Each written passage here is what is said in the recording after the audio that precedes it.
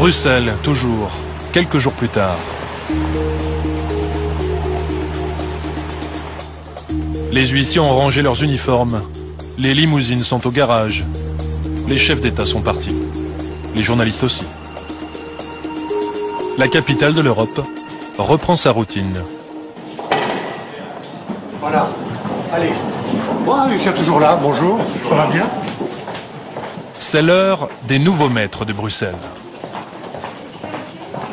Comme Michel Barnier, ancien ministre de Jacques Chirac et de Nicolas Sarkozy, aujourd'hui commissaire européen chargé du marché intérieur et des services. Pour cette fonction, il est payé 20 667 € par mois, près de 2 fois ce que gagne François Hollande. Bonjour, ça va Michel? Short sleep.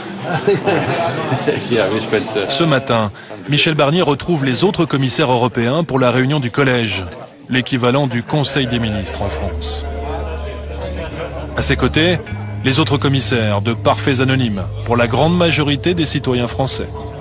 Et pourtant, ils disposent d'un pouvoir réel sur notre vie quotidienne.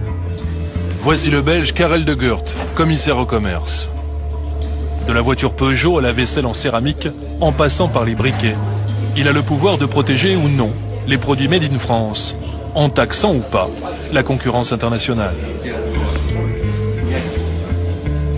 L'Espagnol Joaquim Almunia, très redouté, car il traque les aides publiques illégales, autant que les monopoles des multinationales.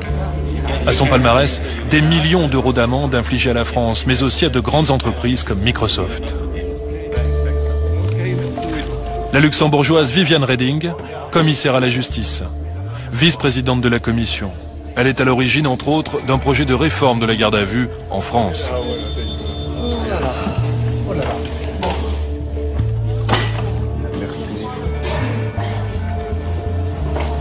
Les commissaires européens sont au nombre de 27, un par pays. Ils sont nommés pour 5 ans par les chefs d'État et de gouvernement. Au fil des crises, les États européens ont transféré de plus en plus de pouvoir à ces commissaires. Sur le contrôle des budgets nationaux tout d'abord, mais aussi sur la conception de nouvelles lois. Les commissaires européens, ces super ministres anonymes, sont devenus les puissants de l'Europe. Nous sommes dans le rôle de facilitateur. Nous faisons des propositions avec le collège dont je fais partie, qui généralement se trouve, grâce à la collégialité, pas très loin, le plus près possible du centre de gravité de l'intérêt général européen.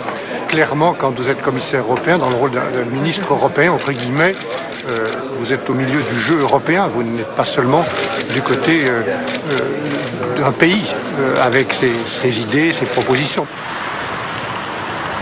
Signe de cette révolution invisible, le voyage de la luxembourgeoise Viviane Reding, vice-présidente de la Commission européenne, il y a quelques mois à Paris. Les premiers orateurs des groupes pourront interroger nos invités. Invitée dans une annexe de l'Assemblée nationale par les députés français, Reding est venue évoquer les méthodes de contrôle de nos finances publiques. Nous passerons à une phase de questions spontanées. La rencontre est dirigée par Claude Barthelone, le président de l'Assemblée nationale. Sont présents Pierre Moscovici, ministre de l'économie, et Bernard Cazeneuve, alors en charge des affaires européennes. La parole est maintenant à Madame Viviane Reding, vice-présidente de la Commission européenne. Devant tout ce beau monde, la commissaire européenne va être très claire.